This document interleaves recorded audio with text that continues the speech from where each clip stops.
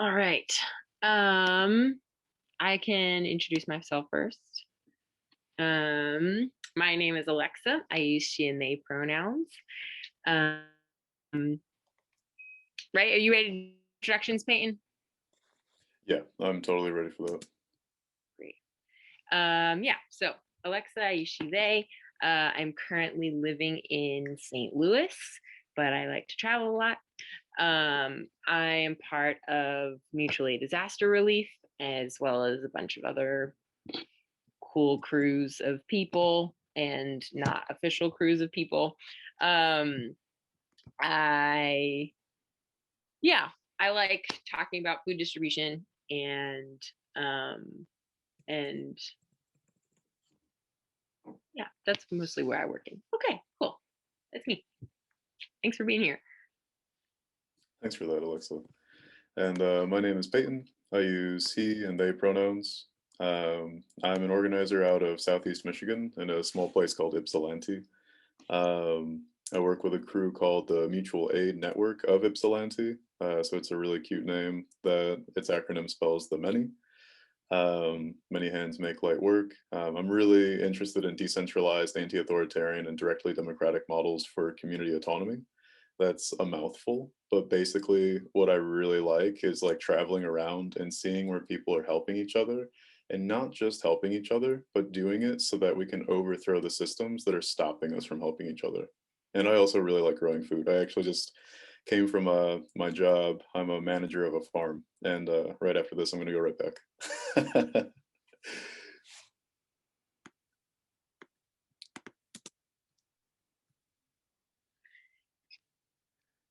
Cool. So, one of the things that, oh, did we miss housekeeping? Yeah, yeah, yeah. Okay, cool. Thought we were missing a slide. All right, great. Um, so something that we'll use during this is the hand raising for participation. Although it's pretty small group. I don't know that it's too much of a struggle. But anyway, if you want to respond, will be a little bit of interactive. There's like a hand raise thing that you can do. If you don't know, I'm going to go over it real quick. If you click on like participants, no, that's not it. Where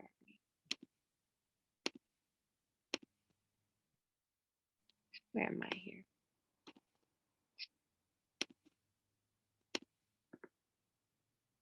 Huh. Reactions? Mine is always, oh yeah, okay, mine was always in somewhere else, but I guess maybe it's changed now. All right, great. Someone already knew. So on the bottom of your screen, there's uh reactions, it looks like, and then there's a little icon that says raise hand. And it looks like for someone else, it says if you're under participants, you can if you go under participants, you go to yours, you can raise your own hand. And it'll show up on our screen that you've raised your hand, and then we're just going to choose randomly who has their hand raised. That way we know who actually wants to speak, and I'm not just like calling random people to be like, answer my question. Cool. Does anyone not understand that? You can write in the chat or put a down arrow, down thumb. Yeah. Okay, great. Cool. So I just wanted to go over that really quick, and I wanted to go over a little bit of a land acknowledgement. We're all in different places, so there isn't a particular land that I'm acknowledging, but I do want to just say that we're all on stolen land, and if you're interested or need to know which land you're on, there are a couple of things that you can use. Like there's a number you can text, or there's like a land app, or you can talk to some indigenous people in your area. Yeah, so I just wanted to offer that space and hold it for a minute. That I'm really grateful that we get to talk about this on this land. I'll add too that text app that Alexa just mentioned, as well as a website called native.lands, are two really awesome resources to be able to find out what land you're on, and to learn more about the histories and struggles that are still ongoing on a lot of the lands that we're working on right now. And that's linked in our slideshow speaker chat notes. So I just linked that again into the chat. So if you want to look at those resources, those are there. And I've put the text numbers in the chat as well. Great, thank you.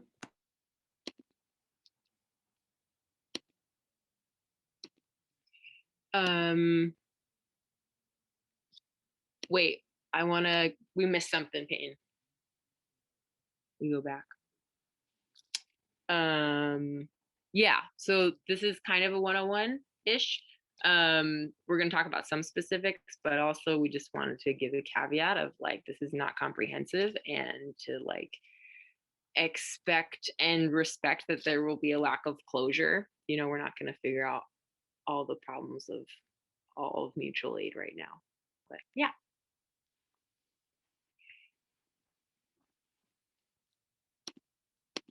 Cool.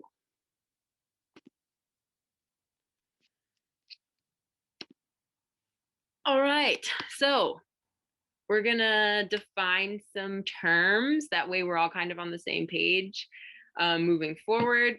This is also a really cool activity you can do with your like mutual aid group or your community or whatever, like whoever you're building with, to have a collective understanding. It's really helpful.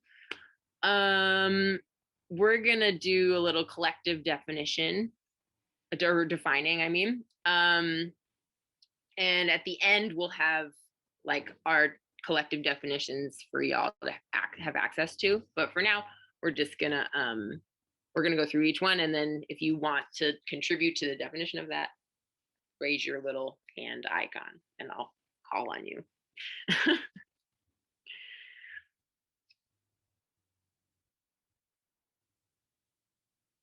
All right. The first one is mutual aid. Does anyone have anything they want to contribute to the definition?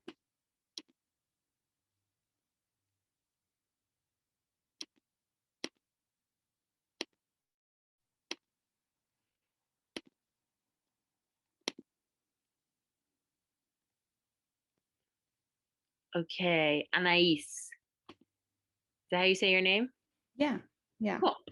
Oh my God, I lost the thing. Oh, outside systems of like charity or the state or pity. Outside systems of charity and pity. Is that what you said? Yeah, charity, the state, or pity. Cool.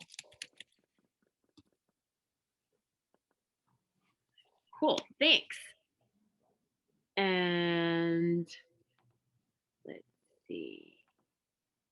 Santiago, do you wanna? Yeah, one thing I've also heard in terms of how to define it is that it's really rooted in the idea that each person's liberation is connected to the liberation of everybody, and so that's why the mutual part of it is very important.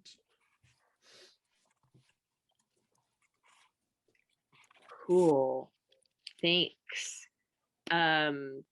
You use the word liberation, which is awesome and something we use all the time, and we're also going to define that word. So I'm really glad that you said that. Cool. So what I have for mutual aid is outside systems of charity, the state, and pity, and rooted in the idea that everyone's liberation is connected. Great. Let's move on to solidarity.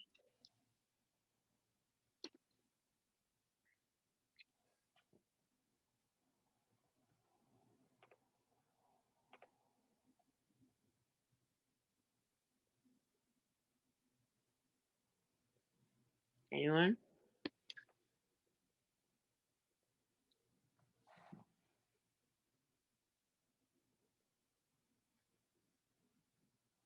I can definitely say that it's a word that is thrown around a lot. Like I see a lot of these words thrown around a lot, and we're not like in this activity trying to come up with like the definitive definition of what these words mean. We know that they mean a lot of things to a lot of different people in a lot of different contexts. Oh yeah, Mary Liz, standing with a cause or a group of people. Yeah, that is like absolutely it. That's exactly it. It's like building relationships with people.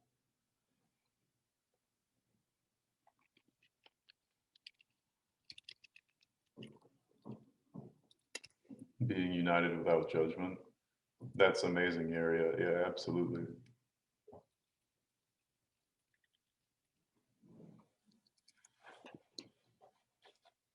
Cool. Holding space for the intersections of our work. Yeah, absolutely. Absolutely. I'm loving this.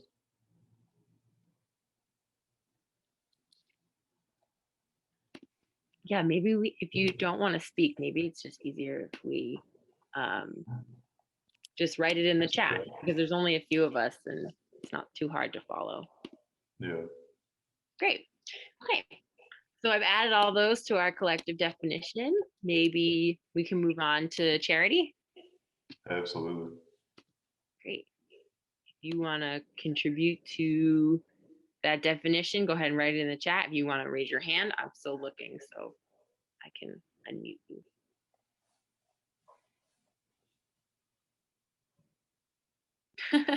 Ooh, yeah, that's right. Support with That's barriers. awesome. Yeah.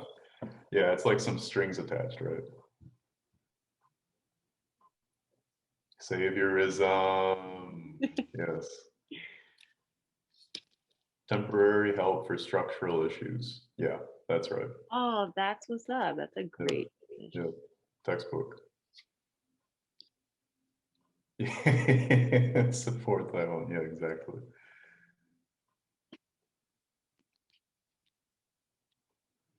When I think of, providing support without wanting something in return. So do you mean, when you say that, do you mean like without wanting like relationship, without wanting some sort of like the solidarity in return? Yeah, so like sometimes I feel like folks come in expecting somebody to like when you do something for somebody out of your heart, expecting some people come with in a space where, well, I did you a favor, now you got to do it for me too. So it's more of doing it out of your heart and not expecting something in return, if that makes any sense. Is that what you think of when you hear charity, like that people are giving from their heart and not expecting things in return?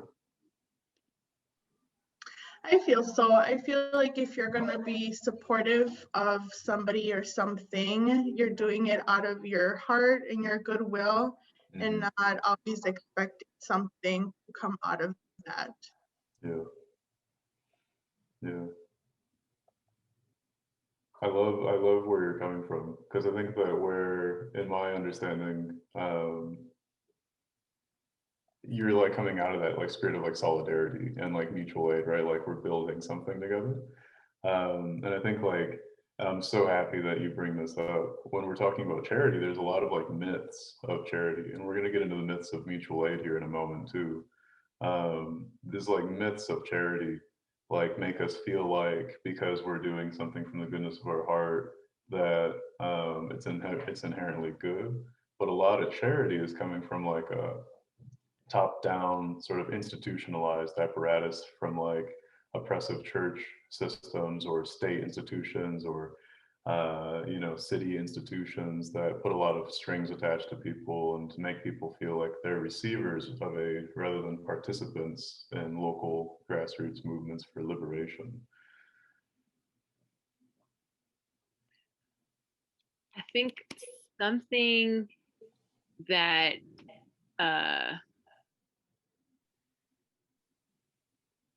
lost my thought, but it'll come back. I think it's a really good segue to what the heck is liberation. It's such an abstract term, right? Like, what does that mean for me? What does it mean for you? And do those things intersect? What is that?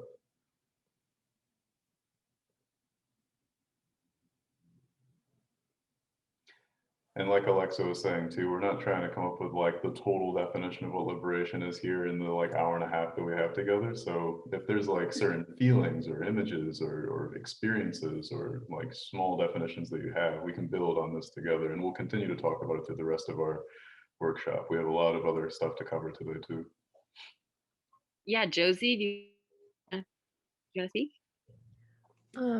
What first just came to mind was the like song that they played earlier in one of the events, where just like people feeling safe to be themselves, not even just free to be themselves, but it's like safe Yes. to be who you are. Hell yeah, Josie. And Mary Liz Estrada also said achieving equity and justice. Absolutely. Yeah, it's a very hot topic as of, yesterday with the Derek Chauvin trial. What is justice? Was putting that cop in prison liberation? I wouldn't say so. I think we can go a lot farther than that. Freedom without erasure. That's right, yeah. Yeah, we don't want to erase our identities, right? Like me as a Black man, or my comrades who are trans and Asian. Like, I don't want those identities to be erased in the pathway to liberation. I don't want whitewashing of my reality.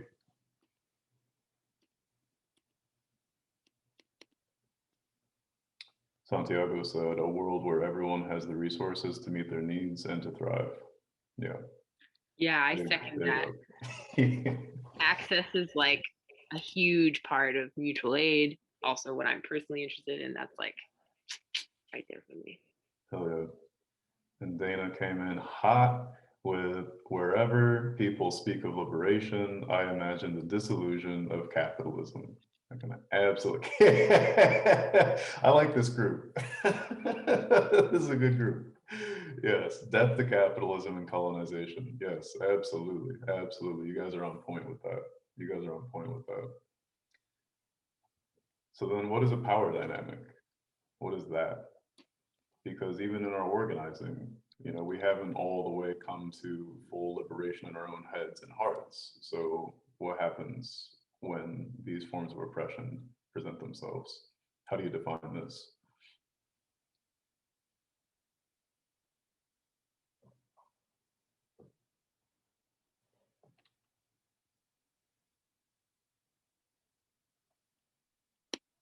Alex said uneven influence.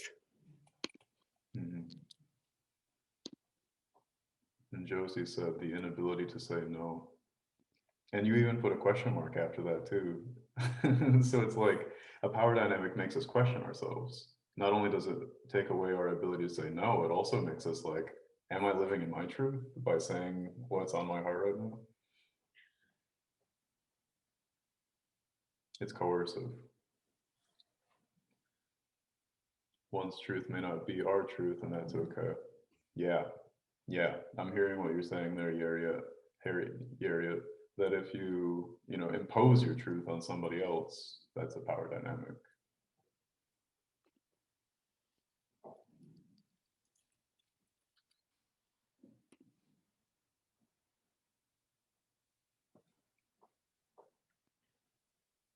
Wait, I wanted to add something to power dynamic. Please. I guess sort of like the feeling of oppression is power dynamic of like, we're talking about the ways that the power kind of influences everyone, but like also the important piece is that someone is like silenced or oppressed. Mm-hmm. Yeah, I think Alex really brought us home with pretending that things are horizontal. And we're actually going to talk about that in a moment in this workshop. That's actually a lot of what this workshop is about. So, yeah, that's awesome. And it's a great segue to then what's accountability?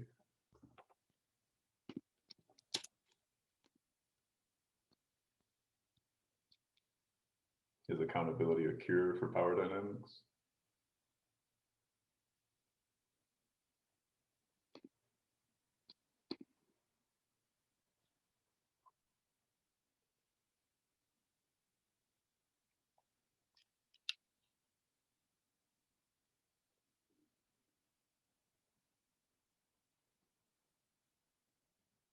And I also want to say that this one, I think that these definitions have been getting incrementally harder. Um, and I think that's okay. Once again, none of us expect any of us to have the answers for all of this right here and now, especially in the climate that we're in today politically. So if you come up with a definition, or if you have like a burst of insight throughout the workshop and you want to come back to any of these definitions, once again, use the chat or throw up your hand and we can stop and talk about that too and add that to that piece. Mary Liz said the bare minimum response to someone's actions, accountability. Yeah. Yeah. Is accountability like justice or healing? Right. You're getting there. I feel like accountability is a one by one situation. Power dynamics are constant. That was Josie. Interesting. Alex also said accountability is a commitment to transform. 100. Anais was saying that accountability requires community. We're definitely going to talk about that here in a moment. That is so on point.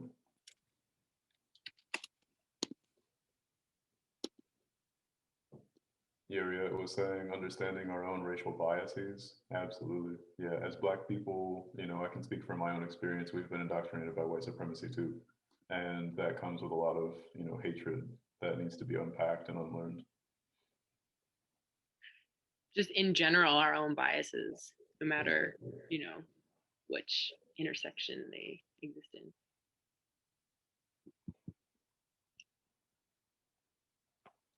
Thanks, y'all. I wish we could spend the whole hour and a half just talking about these definitions, but we have so much other cool stuff to do. We have one really awesome tool at the end of this workshop that we want to share with you. If we don't have enough time to go all the way through that tool, it's a tool that you can use in your communities. It's very likely that some of you have used it yourselves. But before we get into that, we just wanted to preface really quickly that hierarchy is not the default. I think a lot of the definitions in the conversation that we just had really gets us to a point where we can say this really confidently, that we've all been indoctrinated by top-down structures, and that impacts the way that we view community. So the very way that we view community, just like Yariette was saying, we've been indoctrinated by biases, whether they be capitalist, or racial, or gender, or sexual based, ableist, weight based. I mean, we have so many different biases in our heads, in our schooling, our housing, our workplaces, our healthcare. It's taken our voices away, convinces people that they can't participate. We have to come from a trauma-informed perspective to actually build power. It means that we have to actually analyze how people have been oppressed in order to build liberation. And then in the scope of disasters, because once again, we're Alexa and I representing mutual aid disaster relief in this workshop. So when we're talking about approaching disasters, whether they be, so-called natural disasters, which of course we can see are becoming more extreme through, climate chaos. We just saw in Texas, the whole state of Texas government basically threw their population away, at least those that were poor, right? The ones that were rich were able to take care of themselves, while the ones that were poor were left as literal sacrificial lambs, and some of the state representatives said as much. So disasters generally are defined by and responded through a capitalist perspective. It's about saving property. It's not about saving lives. It's not about building community. It's about figuring out where the profit motives are to be able to rebuild new condominiums where the old, tenants were destroyed. So the mutual aid disaster relief approach is coming from a humanist approach of building actual community power, which means also not just responding to the crisis of the floods, the fires, but also responding to the predatory lenders, the gentrifiers, and the politicians that are going to come and try to raise our neighborhoods.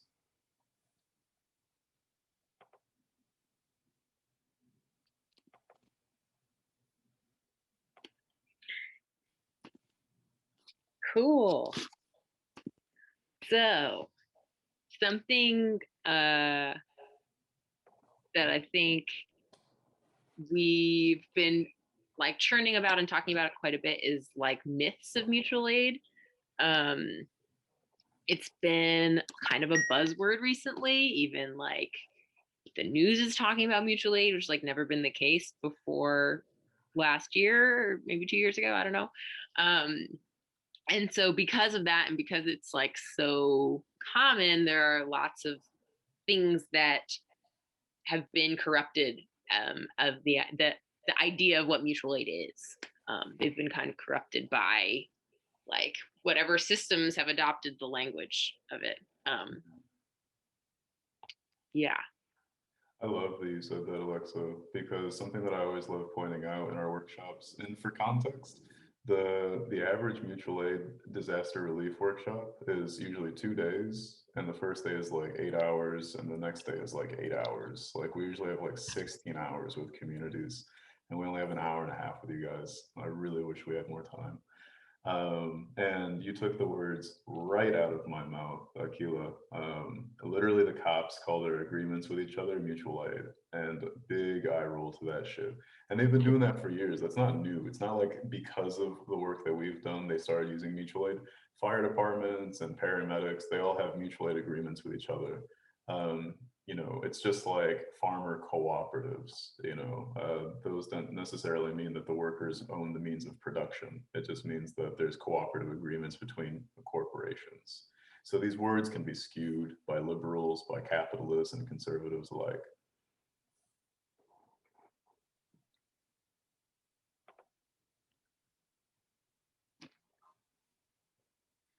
And yeah, just like Alexa had said, mutual aid is not new. I feel comfortable in this group being able to say that every liberal from Obama to Alejandra Ocasio-Cortez last year was using mutual aid. And, you know, like Alexa was saying, corrupting its meaning to basically mean that it was basically a sort of you help your neighbors and then you wait for the state to come and pick up the rest, right? Like this sort of mentality of not actually thinking about how mutual aid is a form of resistance against state powers, you know, takes away our movement energy. So we want to take some time to dissect a few of these myths. I want to add something that like, I want to also try and give y'all some tools to take with you to like do this a little bit with your own community and your own mutual whatever. Thing that we obviously did was defining terms, and one of the terms that we defined was mutual aid, but like really dissecting what that term means will help with these myths and like understanding what's a myth and what's real, and like yeah, just like defining that term really in depth, because it's a really loaded 2 words. Yeah. So yeah, I wanted to throw it out there. It's like, Yeah. don't forget to do that. Yeah, it's way bigger than just like I scratch your back, you scratch mine. Like it's not that. It's not some like tit for tat kind of like, you know, laissez-faire capitalist, you know, mentality of like I put some cash in your pocket, you put some in mine kind of thing. It's like we're building power to actually dissolve these systems that are oppressing us.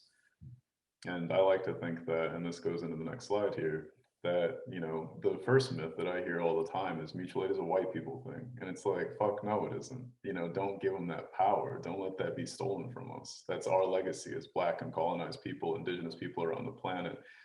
We've been practicing mutual aid longer than the term has existed. And the term mutual aid was coined by, you know, Charles Darwin when he was writing about, you know, the theory of evolution. But it was adopted very quickly by anarchists about 250 years ago that began using the term to describe the way that they were treating each other, because they saw the natural environment and they saw themselves as being a part of the same thing. And so a mutual aid perspective is one in which we dissolve these hierarchies, because within the world of anthropology, biology, medicine, hierarchy is imposed. I mean, right, when you're like working with mushrooms, they say that you have to colonize your inoculant, right? So all of these sort of like terminologies, the sort of like the lion is the king of the jungle mentality, all of this, you know, the strong will eat and the weak will be eaten kind of mentality. All of this is forced. It's not how nature actually functions. It's not how we function. And indigenous people knew this, and we know this today. And so the one thing that I really want to highlight is that Black and indigenous people worldwide have had cooperative societies ravaged by white supremacy intentionally. It's usually the first thing to go is our language, our land, our customs, you know, our traditions of being able to make directly democratic decisions as communities. And some mutual aid networks today have actually been able to replace the state in some regions controlled by communes of indigenous people. Some that come to my mind right now are the Zapatistas down in Chiapas, Mexico. These people have been able to kick out the rancheros that stole their land in 1994. And so they've been doing this for, and they had been building movement power for decades before this. But since 1994, so almost 30 years, they've been able to maintain a huge territory of land that has its own municipalities that are directly governed by the people themselves. They've been able to kick out police, and they've actually been able to, resist the Mexican military occupation of their territory. They have, sovereignty, and it's not easy. It's very difficult, and they live without, means that we have today with modern technology. In some instances, they have very rural, agrarian, directly working with the land, communities that are functioning and resisting all of these different forces that are trying to destroy them.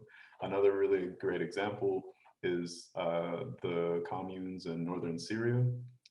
They're communes that are led by Kurdish, Yazidi, Arab people that are fighting back against the Turkish, Iranian, Iraqi, and Syrian states that are trying to ethnically cleanse minority groups, particularly Kurdish people.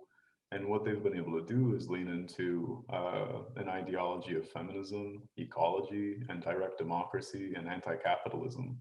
And they've been able to carve out a territory the size of West Virginia in northern Syria and fight off ISIS. They've been able to fight off the Turkish state, and they've been able to build communes that are run through direct democracy. I'm actually going to, on this notes chat, or in the speaker notes, link a documentary to Communes of Rojava documentary. It's absolutely fascinating.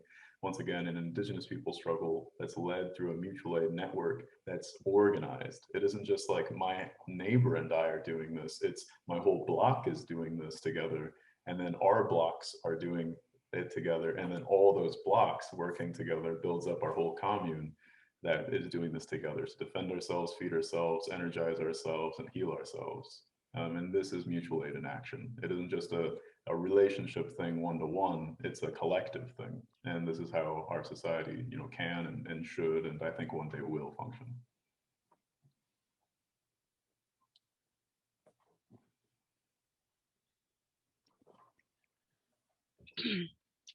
So another myth that's really common, a lot of my friends who are not anarchists are like, well, but it's just chaos and there's no structure. And that's really because the only structure that we've really ever seen in society is a hierarchical structure. Schools, banks, government, everything around us is pretty hierarchical. So there is like this idea of like, well, what's in the vacuum if we take away hierarchy? And Clayton's listed quite a few examples of societies or communities that operate mutually.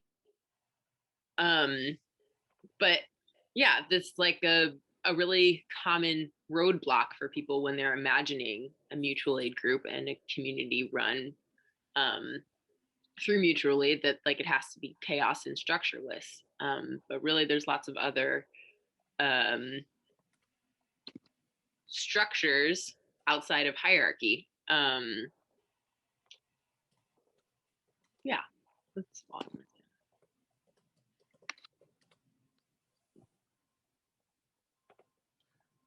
Exactly, Alexa. Thank you for sharing that. We still got people trickling in. Oh yeah? Yeah. I think I've admitted like maybe 3 or 4 people so far since we started. So if you're new, welcome. I'm going to go ahead and put the slideshow into the chat. So if you want to look at our speaker notes, we don't have very many of them, but if you want to after the fact, take a look. We'll probably add more after, honestly, so that if you want to find some of the links that we're referencing, those will be in there as well. So far, we've defined a few terms. You'll be able to go back in our slideshow and look at those if you want. And we're going to move on with demystifying mutual aid. The last of the 3 myths that we have is mutual aid automatically means liberation. Like someone was saying earlier in the chat, that like just because we say we're horizontal doesn't necessarily mean that we're horizontal. Like just because you call your group XYZ mutual aid doesn't mean that you are actually practicing mutual aid. And that doesn't mean that like we should go around and start canceling everybody who's like saying that they're mutual aid but really isn't. I think that we need to have like really strong boundaries and values. And I think that we should use those to continue to grow and nurture each other and defend our movements from, you know, liberal co-optation. And I don't think we need to like, you know, turn insular on ourselves and each other and start, you know, acting like a fool against everybody, because, you know, we're all right now deprogramming from, you know, hierarchy. So we need to have that grace with ourselves. So just because we say we're mutual aid doesn't mean that we are.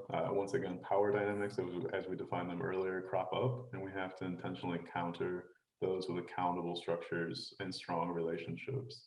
Something that I like to say in my organizing here in Michigan, because a lot of people, I think around the world, especially here in the United States context, use the term accountability process, I think more like a duel, like back in medieval times.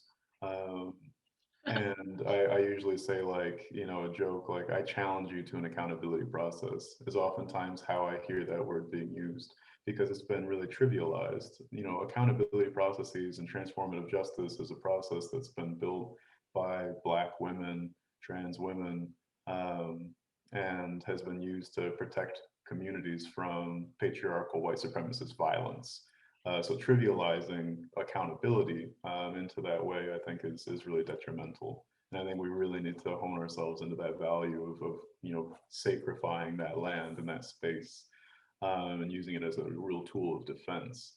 So when I talk about accountable structures, what I mean is, instead of waiting for a process, we build processes that are accountable. So the ways that we make decisions have accountability woven into them. The way that we spend money together has accountability woven into it with transparency, rather than just kind of chugging along and then all of a sudden hurting each other and then needing to have a big process at the end of it over and over and over again. We really should be tuning our systems up and building models that have accountability woven in, if that makes sense. And mutual aid is just a piece of the puzzle. It's not liberation itself. It needs to be complemented by decolonial principles and long-term strategies for care work and resistance. If it's just us helping each other out, it's just like creating any other like bourgeois white neighborhood association group. Like, people help each other out all the time. Just helping out isn't enough. We have to actually resist these forms and functions of oppression. So broad community involvement and base building is key.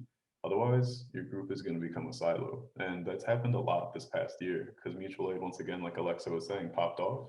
And I don't think a lot of people in the US context have a lot of organizing experience. I mean, me, myself, I'm out here talking all this shit, but I haven't been organizing very long. I've only been organizing for about 7 years, right? That's not very long in the grand scheme when you have people like at this conference, Angela Davis, who have been doing this shit for 60, right? So we really need to think long and hard about what we're doing and how we're deprogramming and what we're building towards. I want to add something that kind of segues into goals. This last myth that like mutual aid equals liberation is like probably for me one of the biggest reasons we're having this conversation, is because I'm co-opted to like those words being equated. And then the next thing I want to talk about is like goals of mutual aid organizing, and kind of in a way that will help you navigate whether or not you're using those words interchangeably within your organizing group. Like, are you saying it's mutual aid and expecting it to solve all the problems, or like, you know, is it really being dissected? So we've talked about this quite a bit, and this is also something that I think about a lot, these like goals of mutual aid organizing. Anytime I like approach a project, I kind of want to go through not like a checklist, but kind of like a sort of check thing that's like, is this reducing harm? And is it building trauma-informed consent?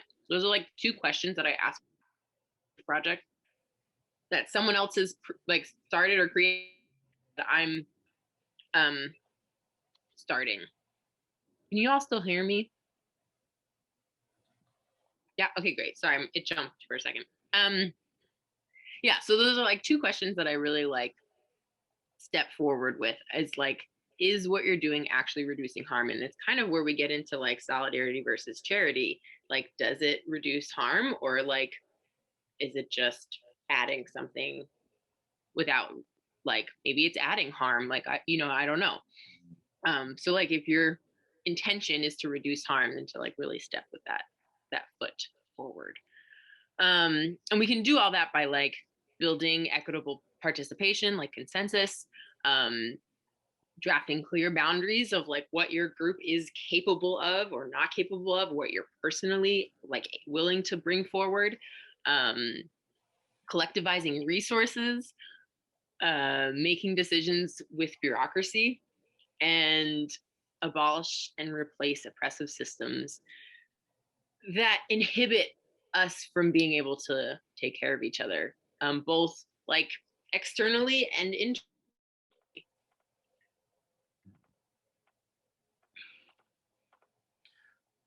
Yeah, thanks, Alexa, for shouting all of that out. I think in our broader workshop, we talk about the ring theory of support is, the sort of thing of like the people who are the most impacted are being supported by people who are less impacted. And it just keeps going out in this ring so that the people who are most impacted by oppression and trauma are being centered. And then the people who are helping the people who are being impacted are being helped by other people who are farther removed from the problem. And being able to actually think about like structured and intentional ways of care and healing while we're doing this work is hella important. Otherwise, we're just burning ourselves out and burning each other out. And a lot of that labor usually ends up on the backs of, feminized people and colonized people. Go ahead. Yeah, please. Someone in the chat asked, what do you mean exactly by reducing harm? Ooh, great question. Yeah, that is a great question. And the best way I want to answer that is like with offering a kind of example. Maybe like if you are, this is like my favorite example, this is the first thing someone ever told me. I realized that charity doesn't actually help. Was like going into a remote village in a country you are not from and building a well, but that village's culture is centered around fetching water like by hand, because the culture of that village, like that's when people discuss issues that are going on with each other. That's like when people go and check on their land. That's when people, like, it's so integrated into their life. But now like this well has created almost harm, because all of those processes that have worked for them for so long are now like ripped out. And so even though it's like the idea is to help, it's actually causing harm. So reducing harm being like, okay, how do I offer my resources to people who are asking for resources and not just like assuming? I don't know, maybe that doesn't really answer your question. I guess that's what I thought of. But Peyton, do you have something to add to that? Yeah, I totally do. And actually 2 more people have added to the chat and offer some really fantastic insight into this. The first is from Josie. How do we make sure that we are inviting those impacted to be centered without pushing them into sharing and potentially causing more harm? And then Mary Liz offered, how do we unlearn our learned hierarchical and charity actions? So I think all 3 of these questions, right? Like, what do we mean by harm reduction? How do we bring in and center the people that are most impacted by oppression and trauma without causing them more oppression and trauma? And then how do we actually unlearn our hierarchy while we're doing all of this? Well, if we had more than an hour and a half, I think we could probably approach all of that with a lot more vigor. But I think I can leave this sort of like point, and we are going to come back to this because our next activity is going to be going into stories and actually hashing this out more. And it's going to be a little bit more participatory. I would say tools like the one that we're about to share are a really great way of being able to like work with your collectives to think about really critically how is it that we are coming into this work. I'm going to post right now the ways of being that my collective uses. These were drafted from anti-oppressive mentalities. All of us have read about like intersectionality, about anti-oppression work. There are other really amazing groups, once again, like the Zapatistas, who have their sort of like declarations of how they communicate and work in their community. So we've listened to those other groups and we've tried to learn and practice what they've sort of laid down as a pathway for us to sort of follow. So our ways of being, some of them include don't speak in the language of promises. So what that means is like, instead of finding someone who's in a place of crisis and saying like, oh yeah, don't worry, I'll help, I'll take care of all of this for you, without even like consulting your collective or having any real understanding of what you're signing up for, or even if you have the capacity to be able to do it, is just another charitable mentality of like, I'm up here, I'll be able to help you down here, and don't worry about it, I'll just make it happen. Oftentimes people get forgotten, left behind, or the service that's given is inadequate for their actual needs, because like Alexa was saying, people are assuming they know what people need without even talking to them about it. So sort of like unpacking a lot of these things, talking with your collectives is really important. And then also, if you're building a new collective, if you're getting into organizing for the first time, instead of trying to like create the wheel again, as like so many of us have done through organizing, actually trying to like quiet yourself for a moment and see if there are other people who are older, who have been doing this work for a while in your community, usually Black women who are growing food in their backyards and some herbs to heal their neighbors, like know what this shit is, and like listening to those people first and foremost is really important. I also then want to say, and this is where we start getting into the really niche sort of conversation here, the term or the phrase, listen to Black people, as a Black person myself, I refute. Because just listening to any old Black person, there are Black cops. Barack Obama was a president and he was a fucking, warmonger. Just listening to Black people is not enough. We need to listen to Black people, Indigenous people, feminized people, trans people, heavyweight people, any disabled people who have a anti-oppressive action, people who actually are living in the spirit of mutual aid. And that takes time to hone, once again, because we've been so taken out of that spirit. So I think that a lot of the work that my collective is doing right now is the heavy lifting of trying to figure out, is the work that we're doing mutual aid or is it charity? So I think you have to be really like real and honest and understand that it's going to take time. I think that's like my roundabout way of answering that, without trying to give you too much of like an absolutism, because there isn't a really solid answer for that. When it comes to, I think I can dig a little bit more into inviting people who are oppressed into your space without like oppressing them more. Like if I'm a man and I want more, like trans people or women to be invited into my space, or if I'm white and I want more Black people to be introduced into my space, asking those people like if they even want to be there in the first place and like what their goals and values are is like I think the best thing to do, because just getting more people is like kind of like a representation mentality, and that's tokenizing. So I think like really approaching that head on is really important. I also want to add to that. I recently had a conversation with a camp that I work for, and the director is like this middle-aged white man who's relatively problematic in a lot of ways, but very lovely in others. And, he was like, I want more Black kids at camp. Like we want, and I was like, well, just bring people of color into camp without creating the space, like doing the work to create the space as like welcoming or safer. So like, at least for me, that's how I understand that perspective of like, I'm not going to actively recruit people of color or like disabled people or, you know, whatever into my space. What I want to do is do the personal work and do the collective work to make those spaces safer. Whether there's like a person of color present in that moment doesn't change the way I'm going to move forward. And that's how I want to like make the space more inclusive.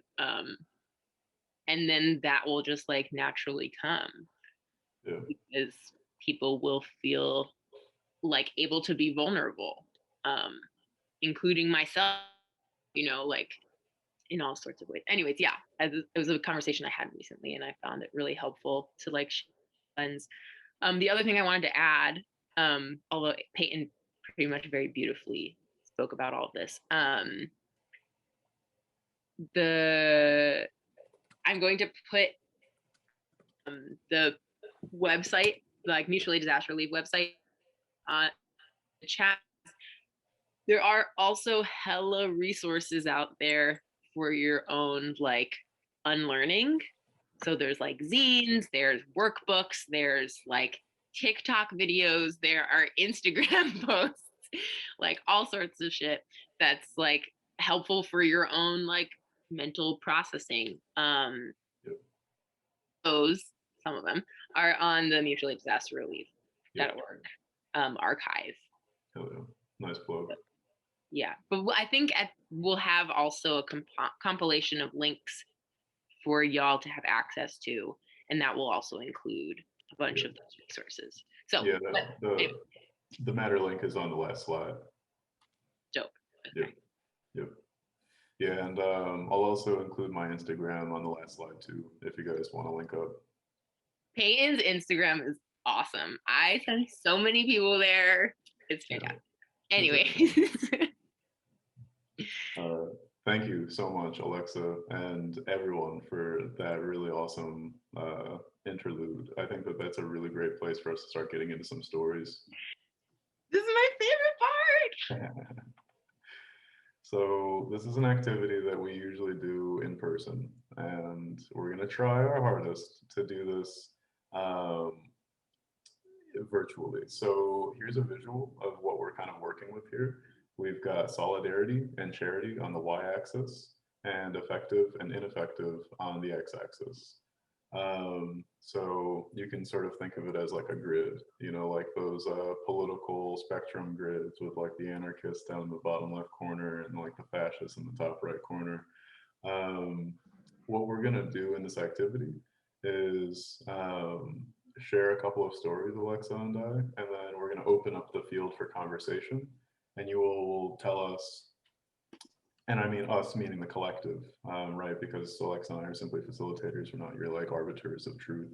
We're here learning the shit with you. And like, honestly, the stories are about some of our groups that we're like wrestling with. So like, do not think you have a wrong answer, because like, I don't have a right answer for any of this shit.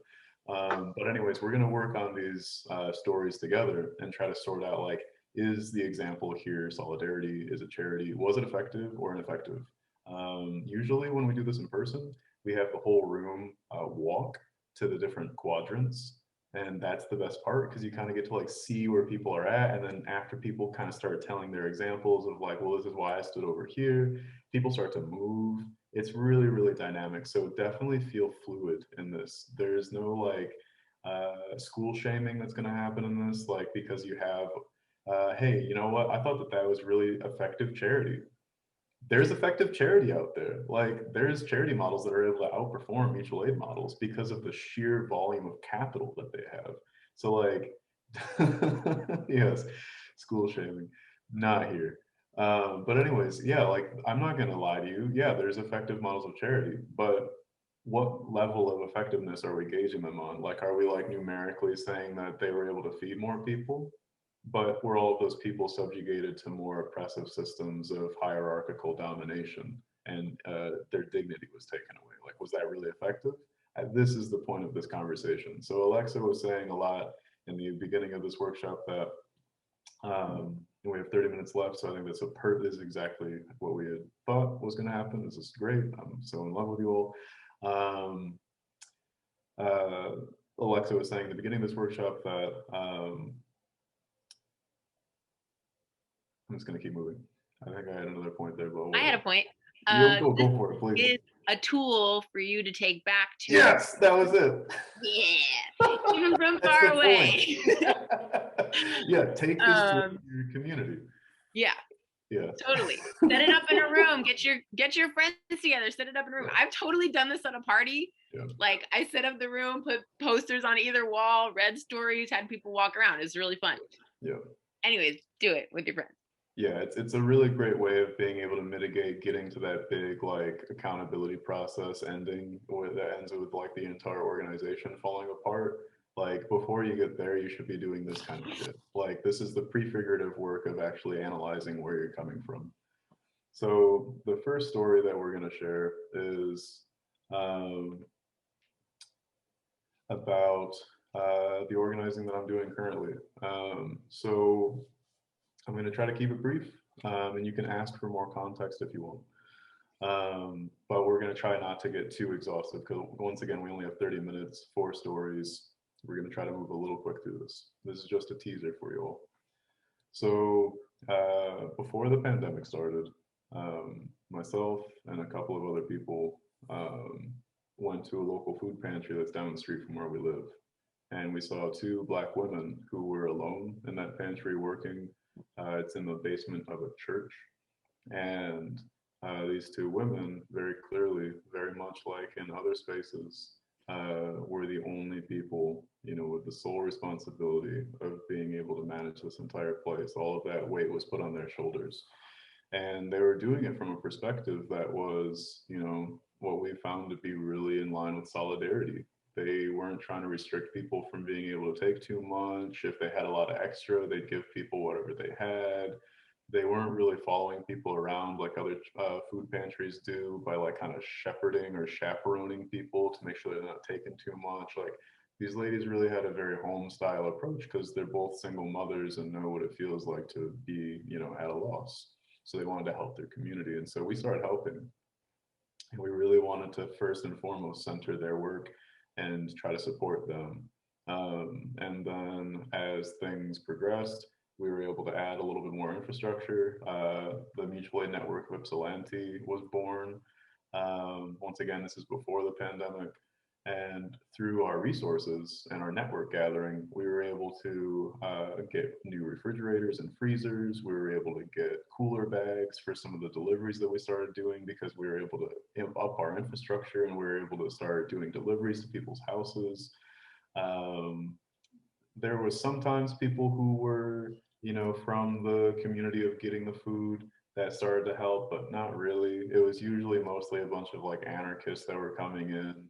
None of us had any sort of stake in that church. We were kind of working under their hierarchy in a horizontality, if that makes sense. We were kind of taking their orders, but then when it came down to the floor of the actual work, for the last 2 years, we've been doing our own thing. Like we'll take their pecking orders and then we don't have a hierarchy internally. We're as a decentralized group. And so now that the pandemic has, been going on for a year, a lot more people need a lot more food. And so we've had to increase, our capacity and our infrastructure, and along with it, we've adopted some volunteer coordination techniques that are, coming from a place of having to send out like mass text to people and managing emails and like getting a bunch of white people from out of town to come to this predominantly Black part of, an area and start delivering food to people's houses without actually building relationships with them. It's just kind of like a free Grubhub service, where you get groceries delivered to your door, but you don't actually talk to the person. And so we've gotten to this level of scale that we're able to feed about 500 people a week within undocumented communities, within Black communities, people who are disabled, elderly, sick, immunocompromised. We're able to serve a lot of people, and we're working under this really rigid hierarchy that's actually been really abusive to the women who are working in it. But as anarchists right now, we're going through a sort of conversation about how we want to move forward in this space. Do we want to keep being a horizontality underneath this hierarchy? And the question is, if we leave, are we putting out all of these, people that we're feeding on a weekly basis? So my question to you is our model, in your opinion, solidarity, charity, effective or ineffective? And you can be as mean to me as you want. I've already heard it. I've probably already said what you've said. It's been a really hard ride, y'all.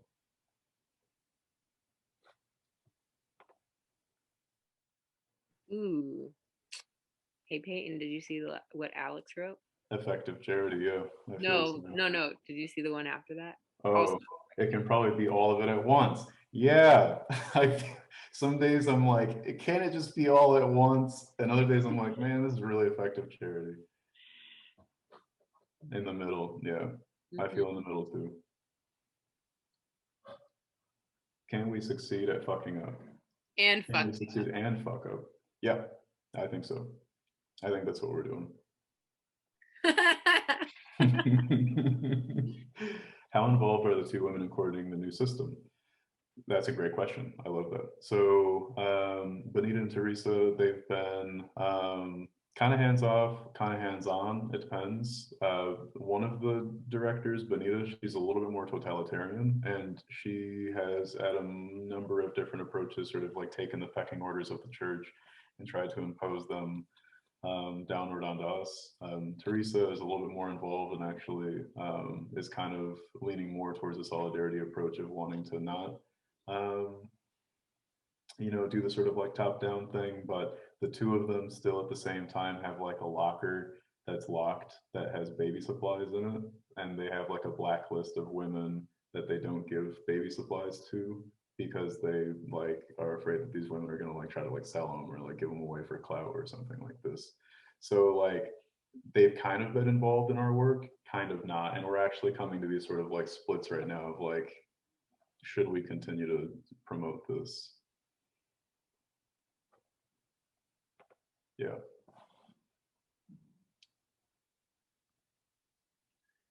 Yeah, Katie, you're so right. Nothing in organizing is fixed. We have to work with people where they're at. And this is why we're having a really hard discussion right now about whether or not we want to stay. How much involvement does the church have? Oh, well, let me tell you, I could get into all of the dirt with the church, but I'll tell you that they had a DTE bill, their electric bill, their utilities that were ramping up. And we were told that they had $5,000 in debt. And then they wanted us to help them pay it off. And so we were, as a collective, ready to start working on that with them. But a lot of the sort of like secrecy and top-down domineering of the church hierarchy came down onto Benita and Teresa. And it ended up being that the church actually had $22,000 in debt that they owed. And they started asking Benita and Teresa for like receipts and shit. So the church has like a really, really like kind of totalitarian, very hands-off approach. But then, while all of this was happening, mind you, Governor Gretchen Whitmer of the state of Michigan came onto a Zoom call with the church congregation and congratulated them for their amazing food pantry, despite the fact that not a single person outside of Benita and Teresa from that congregation has helped in the last 2 years.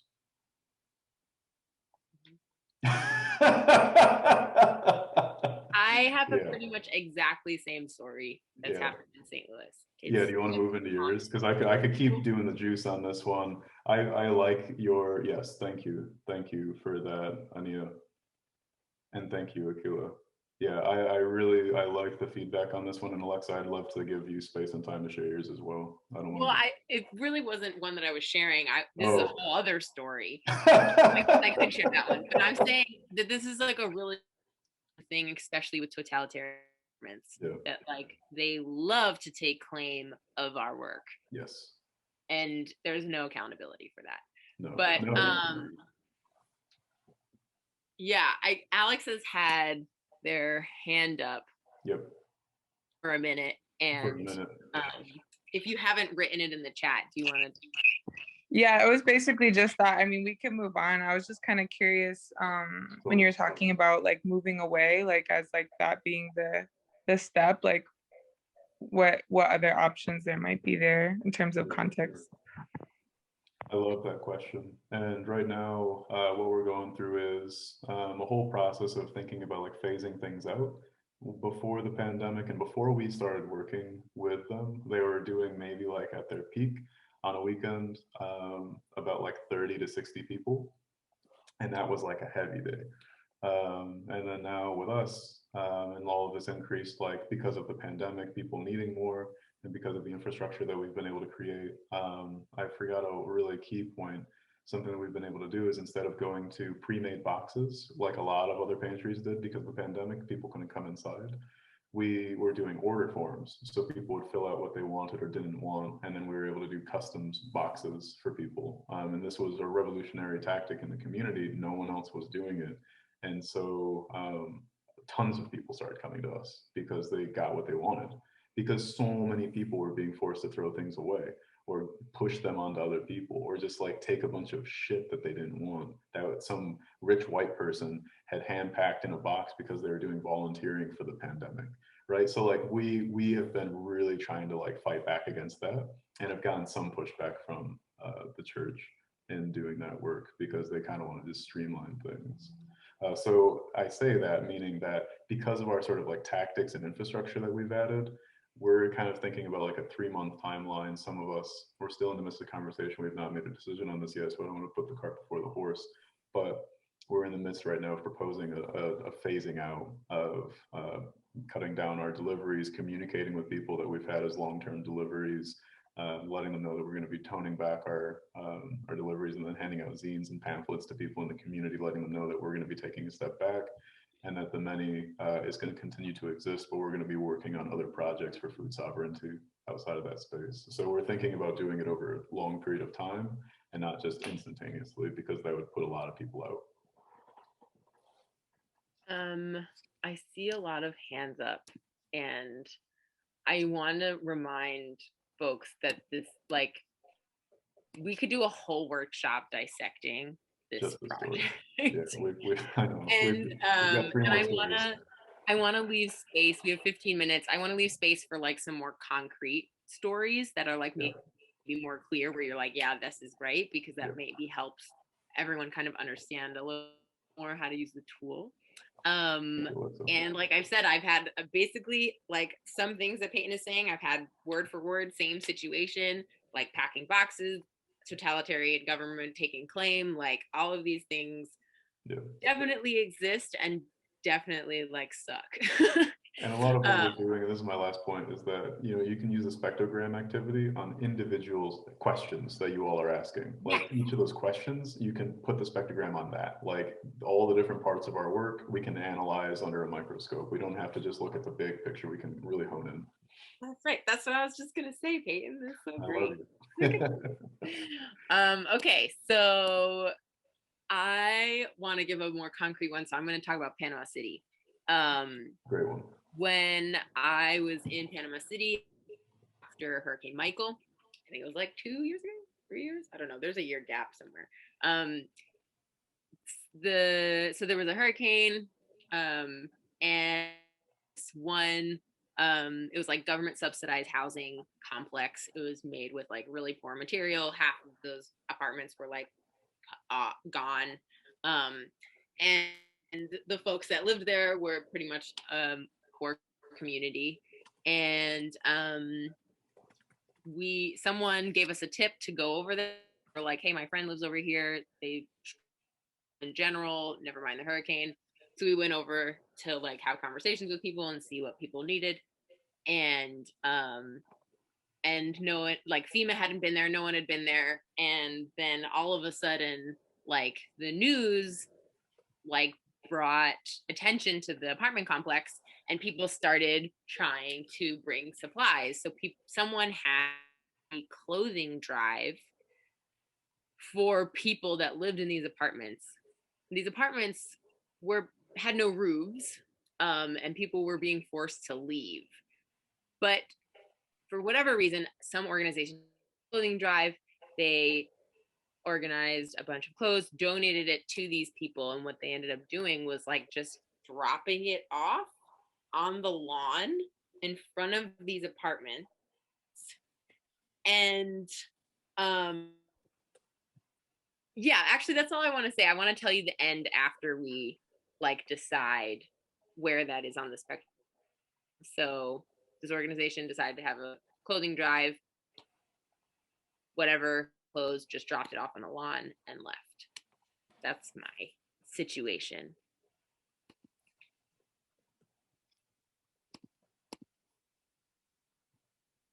Huh.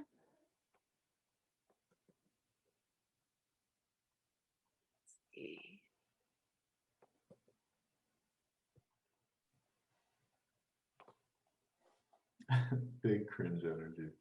Yeah, that's yeah. Yes. Wait till you hear the end of the story.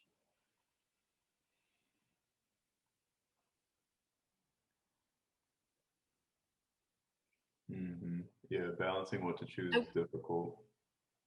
I saw Mary Liz Estrada wrote The True Cost, was a really good documentary talking about how giving people free things does not empower them, rate them to use their own tools to be self-sufficient.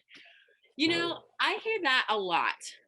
And like something that I've learned talking to people who were in a situation where they were asking for things for free or they needed things for free, a lot of their like response is that like it's not really the giving them for free thing that keeps people from like moving forward. It's that like people give things for free that other people don't need. So the piece that is like not helpful is the assumption.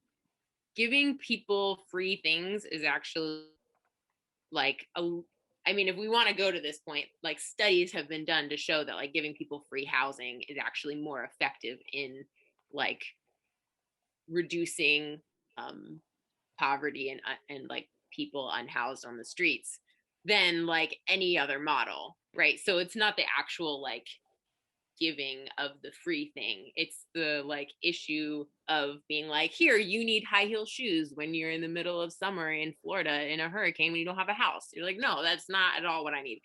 You and you never asked. And if someone asked me for high heel shoes in the middle of summer in Florida after a hurricane, I would give them to them, you know, like, but that's definitely not what we were asking for. So Yeah, can I just speak to that? Because sure. it was talking about a very specific thing, and I obviously I do support free healthcare, free college, free housing, things like that. But it was talking about how I think it was like the shoe company Tom's, and with every shoe that you bought, they would give a free pair of shoes to someone in another country. And I can't remember what country it was, but I want to say it was Haiti. And so what happened was, all of the like small business owners that made shoes went out of business because, these shoes were being sent. Does that kind of make sense and put it into a little bit of a better perspective? Yeah. Thank you. Yeah. I'm glad that you said that. It's basically a similar situation of like the well that I was talking about earlier, right? Yeah. Like you implement this new system and it like completely fucks up systems that are already working in that place and you have no idea that they're working because you didn't take the time, What happened to the clothes? Yeah, so a lot of folks pretty like much said pretty much charity and ineffective. What ended up happening was people burned them on the lawn because at night it was really cold and they didn't have a house or like their house was their walls are half gone, like, and so they ended up burning piles of clothes, and for days there was like half burnt clothing and char just all over their homes because it was also flooded. Yeah, it was like a second disaster almost on top of the hurricane disaster. And some of those people were police who brought things actually, so we've been talking about like mutual aid and like using those words and who uses that idea. like, you know, police and white supremacist groups were also dropping off like cases of water, you know, and things like that. So yeah, I thought it's a really great story. It's really some really good context. Yeah, and it's not the only one. It's happened in Haiti, it's happened in the Bay, it's happened in the bayous, it's happened all, it happened in Puerto Rico, it's happened all over the place where people have just gotten like shiploads and shiploads of just like, I saw someone in the comments say like a lot of indigenous action camps have gotten just like clothes sent to them, but it's like a bag of clothes has been sitting in some white person's basement for the last like 3 years and it has like an old prom dress in it and some sandals. And like I saw that shit. I had to dig through that shit. I have to, you know, it puts labor on some person to have to sort through that shit. It's disgusting, it's undignified, and it's a total charity complex because at the end of the day, those people are looking for the tax write-offs and they're looking for the pat on the back that they got to contribute to this movement that they're miles away from. And that's sick. Yeah. Thank you for posting all of that, Akila. That was so fucking on point. And Dana, I saw that you had your hand up. Do you want to close us out with that? Whatever thought was on your head. Sure. I guess just when people are discussing like the helpfulness of like giving free things, I guess that just is kind of encapsulated like the examples that were given of like obviously what doesn't help and what does is free things given in like a solidarity effective way of what someone actually needs at that time and communicating with the group versus the ineffective charity of dropping off clothes for folks who are just evicted from their apartment. I love that distinction. Yeah, totally. I have to leave at 2 o'clock on the dime. I'm probably gonna leave at like 2:03, to be honest, because I have a work meeting after this, and I know that you're going through this conference as well, so I don't want to impose too much on you all, but I just want to at least leave some space for us to be able to close out these last ideas and then also leave you guys with a little bit of a closure and these last links and everything. Alexa, do you want to take that away? Yeah. Where am I here? Oh, here we go. So, yeah, I guess there's so many things that just came in my head that I wanted to say. So, you know, something we talked about a lot, but I don't think we actually ever mentioned was like the relationship building aspect of mutual aid. And I guess like I've personally been talking about all these tools that we can use to like work together and build community. And like part of that is your relationship building. And also, you know, why we have these conferences is so that we can build these relationships and build these networks and build these connections. But yeah, I hope that this like the spectrogram really helps you like navigate. I guess like that's what we really want. We really want to offer you all like tools to help you navigate and like our lessons that we've with the myths that we talked about, and then also offer us as like resources for you all. You know, mutually disaster relief in itself has a bunch of resources. We ourselves personally are resources. Elders are resources. You know, there's tons of resources, but yeah, I'm really glad that all of you are interested in this. You all asked really wonderful questions, and I'm sorry that we didn't get to talk about all of it, but I hope that you do talk about it with other people and to each other, if you have access to each other. Yeah, I'm very hopeful for like future mutual aid projects that come from you all who are like interested in these conversations and also paying attention to these conversations and going through this conference and all of us. Someone asked ways to keep in touch. I thought that the conference had a thing for that, but I guess we not. I'm posting the link to our slideshow presentation one more time. And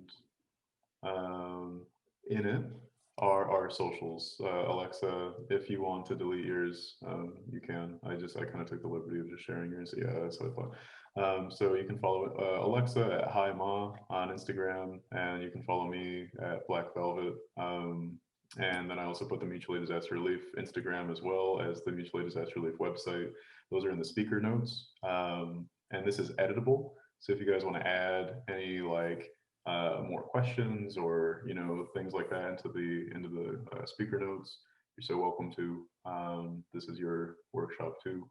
And I'm actually really wanting to follow up with a few of you all with some of the questions that you had shared. So hit me up on Insta and let's chat. That's usually where I talk to people, is through Instagram. I get a lot of people talking to me on Instagram, and it's really fun to like network with people across the country with these ideas. So please, please, please hit me up. I want to talk to you, and I'll get back to you as soon as I possibly can.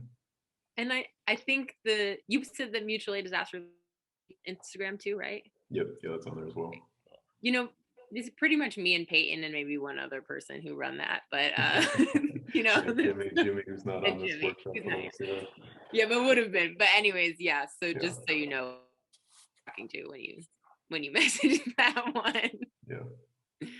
Yeah, we try to post some really good stuff, and we'll try to get you in touch with some other really good resources as well.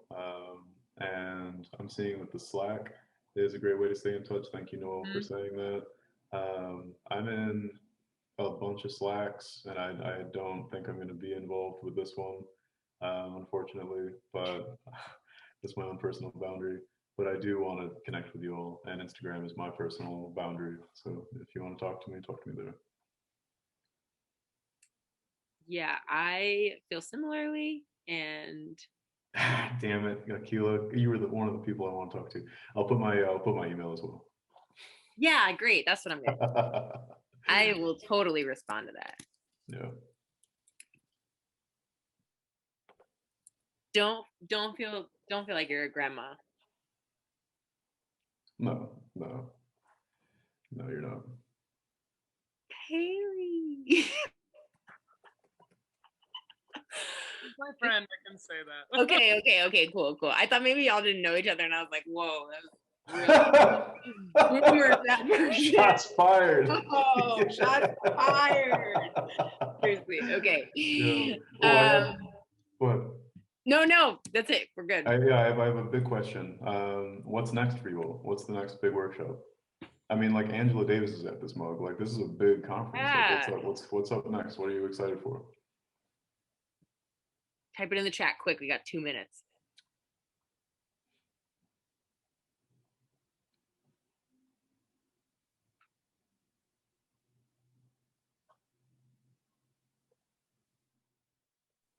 Hey, social media. No, right. That's awesome. Cool. Line 3. Nice. Alyssa, yeah, you got my email. If you go to the final speaker notes on the last slide, that's where all of our contact information is. You can email me too. Maybe I'll go to the line 3. Yeah, shout out line 3. Cannot shout that struggle out enough right now. I got some comrades. They're going to be out there for a whole month. Also, shout out Cooperation Northfield. Those people have been holding it down out there. I fucking love those people. They're doing mutual aid like at the fucking grassroots level with their fucking co-ops. Like, shout out everyone who's been thrown down on the like the trans people of color camps that are happening, the TWACs that are out there. Like, shout out everyone who's been thrown down for the last fucking like 4 years on the Line 3 struggle. If you guys are connected to that, or if you're in it yourselves, like, solidarity, straight up. Yeah, for sure. They like have put a call out for, you know, folks, and they're doing some great fucking work. Still have comrades up there. I think pretty much everywhere folks have come from.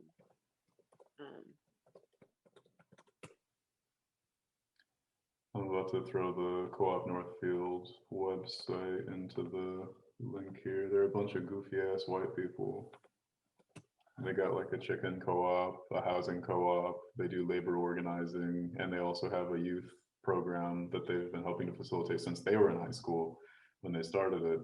That's been getting plugged in directly to Line 3. So they're really hitting the whole like housing, food, and like land, you know, sort of action right now. They have a composting co-op, and these people they're on something else. I really look up to them. One day we'll get there, Peyton. Yeah, that's what we're trying to build here in Ipsy. Slow. I mean, people, you're once again working through so much internalized oppressions. People have had their voices taken. People have been kind of run through the ringer of the nonprofit industrial complex that have internalized a lot of those tactics. So it's a lot to learn, and it's going to take time.